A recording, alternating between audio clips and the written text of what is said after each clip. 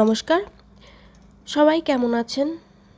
অবশ্যই আমাকে জানিয়ে যাবেন। আর আমি একটু সমস্যার জন্যই আপনাদের সাথে নতুন কোনো রান্নার ভিডিও শেয়ার করতে পারছিলাম না, তাই আমাকে সেজন্য ক্ষমা করে দিবেন। এবং আজকে আমি আপনাদের জন্য নিয়ে এসেছি নতুন একটি চিংড়ি মাছ রান্না করার রেসিপি। যদিও আমি এই রেসিপি আপনাদের সাথে আগে শেয়ার করেছি, তো চলুন রেসিপিটি আমি আপনাদের সাথে সম্পূর্ণটাই শেয়ার করি।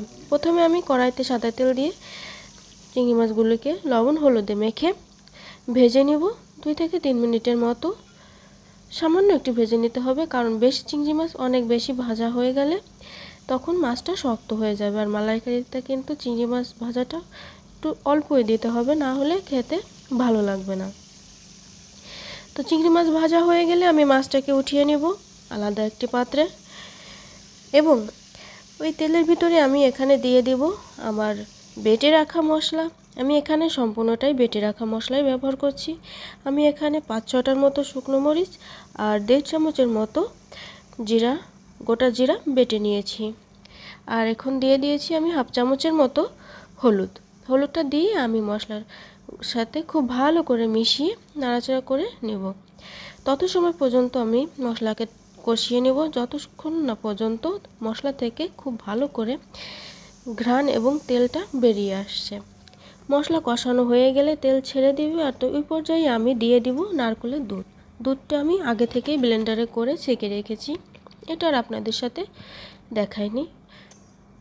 এখন দিয়ে দিব আমি 1 চামচ লবণ স্বাদ মতো। আর লবণটা দিয়ে আমি খুব ভালো করে একটু নাড়াচাড়া করে মিশিয়ে নিয়েছি। আর এখন আমি অপেক্ষা করব উতল আসা পর্যন্ত। যখন ঝোলটা উতল চলে আসবে ওই পর্যায়ে আমি দিয়ে দিব ভেজে রাখা চিংড়ি মাছগুলো।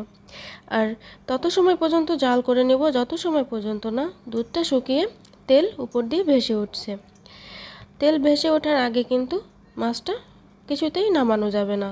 যত সময় পর্যন্ত না তেলটা বের হচ্ছে তত সময় পর্যন্ত আমরা মাছটাকে খুব ভালো করে রান্না করে রাখবো। আর চুলার আঁচটা একদম হাই দিব না, মিডিয়াম ফ্লেমে দিয়ে রাখবো। তো আস্তে আস্তে আমার মাছটা কিন্তু ঝোল অনেকটাই শুকিয়ে গিয়েছে এবং তেলও আস্তে আস্তে ভেসে উঠছে। তো আমার রান্না কিন্তু শেষ। আর আমার এই ভিডিওগুলি আপনাদের কাছে কেমন লাগে অবশ্যই জানাবেন। আর অনেক দিন আপনাদের সাথে ভিডিও শেয়ার করতে পারিনি, সেটা তো আমি আগেই বলে রেখেছি। একটু সমস্যার মধ্যে ছিলাম আর বাসাতেও ছিলাম না। তো আমার ভিডিওগুলি যদি আপনাদের ভালো লেগে থাকে অবশ্যই একটি লাইক করে যাবেন এবং চ্যানেলটিকে সাবস্ক্রাইব করে দিবেন। আর পাশে থাকা বেল আইকনটি কিন্তু অবশ্যই ক্লিক করে যাবেন, তাহলে আমার সকল নিত্য নতুন ভিডিও আপনাদের কাছে খুব দ্রুত পৌঁছে যাবে। আর চিংড়ি মাছটা দেখে তো অবশ্যই বুঝতে পারছেন খেতে কতটা লোভনীয়।